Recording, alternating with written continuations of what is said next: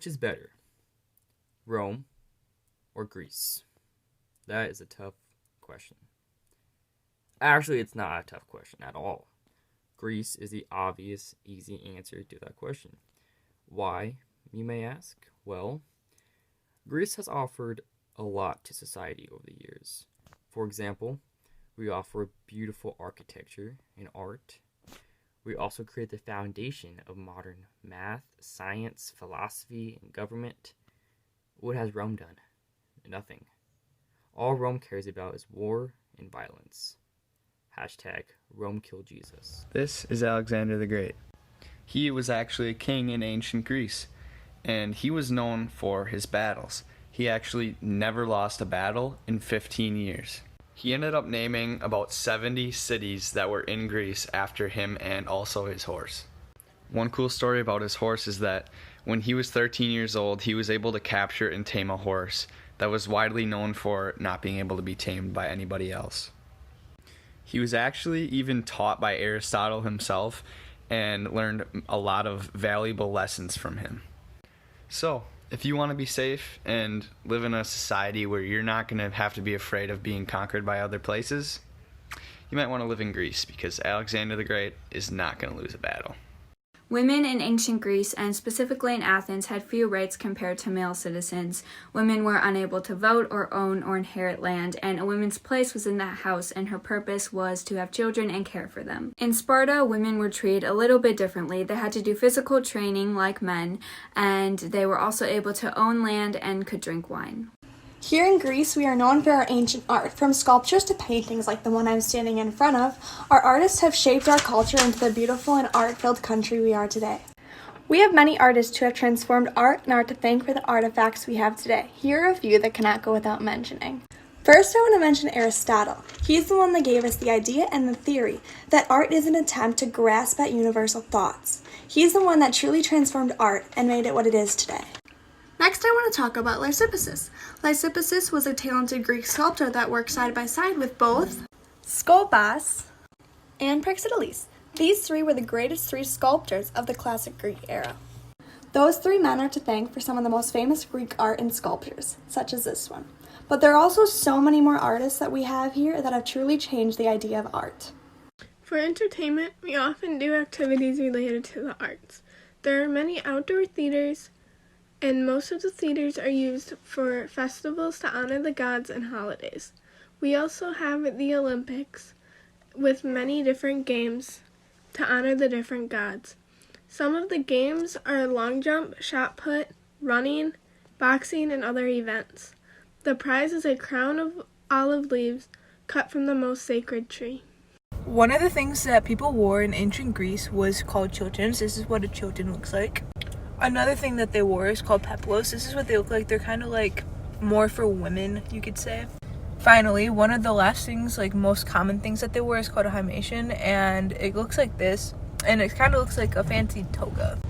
In the winter, many poor people just wear cloaks. It was very uncommon of most people to wear shoes, so in the winter, if they had to wear shoes, they would just wear leather sandals or boots and called it a day. Going off of the clothing in the ancient Greek times, they were all innovations and inventions, just like the bronze casting machine, that can make this helmet, swords, and knives that were all better than stone and wood. Next, we got the water clock. It was mostly used for like timers, but they also used it for time. This is a early stage of one. There's also better ones that they created over time.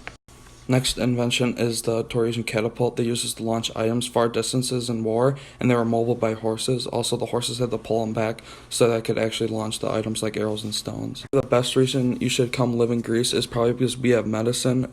Inventor is Hippocrates. Medicine we usually use as plants and herbs, and we found out about these illnesses from the imbalanced tumors, which are 4 of them. Last invention following up to engineering is the rotary wheel. This was used to grind grain, and it was easier for the farmers to be more efficient, and it was powered by water and steam, which goes into the next section, engineering. The topic is engineering, both mostly covered in the inventions with the rotary mill and the bronze casting machine, and both these items are still used till date and just innovated to be better and more efficient. Adding on to the list of advancements and inventions that the Greeks had, they had many regarding to farming. Everyone farmed to sustain their own families, so the poorer harvested their crops with handheld tools such as mattocks or hoes, and the richer got the opportunity to use a plow pulled by cattle. One of the many farming methods that they used was crop rotation, which is cycling a few crops on the same field to restore nutrients. This resulted in the Greeks being more talented at growing and producing crops at a faster rate. The Greeks harvested wheat and barley to make bread and harvested many different varieties of fruits and vegetables. And this consisted of their whole diet since they didn't believe in killing domesticated animals and eating them. So the Greeks also had a very, very low fat and high nutrient diet, which resulted in them being a more healthy and nutritionally sound civilization, making the Greeks once again just better. I'm the stentoriphonic horn. I was used by ancient Greeks during wartime as I am an effective way to communicate with thousands of people at once. My sound can be heard up to 12.5 miles away, and military leaders would use me to communicate to their armies. The ancient Greeks were masters of communication for their time because they were the first Europeans to come up with an alphabet. This alphabet was later stolen by the people who would eventually be known as Romans. The alphabet that the Greeks created would eventually be morphed into all modern European languages today. Some other ways that ancient Greeks communicated were messenger pigeons, writing on tablets, specialized messengers, and light signals. And finally, one way that communication was used in ancient Greece was to make deals or trades with currency. Before 600 BC, there was no money system used in Greece, and instead they used a barter system, which was a system of trading goods and services for other goods and services. By 500 BC, each city-state began minting their own coin. A merchant would only take coins from their own city, so visitors would have to find a money changer to exchange their coins. For currency in Athens, they used a coin called a drachma, which looks like this, and that was widely used due to the large trade network that they developed. We did not just have one single form of government. We had dozens of cities that had their own form of independent government that were called city-states. The forms of government that you would see in our city-states are monarchy, oligarchy, tyranny, and democracy. Monarchy is where a city-state is ruled by a king. Oligarchy is where a city-state is ruled by a small group of people. Tyranny is where a city-state is ruled by a tyrant. Democracy is where a city-state is ruled by many. We were the first to create a democracy. We created this because we wanted our people to feel as though they played a role in our government.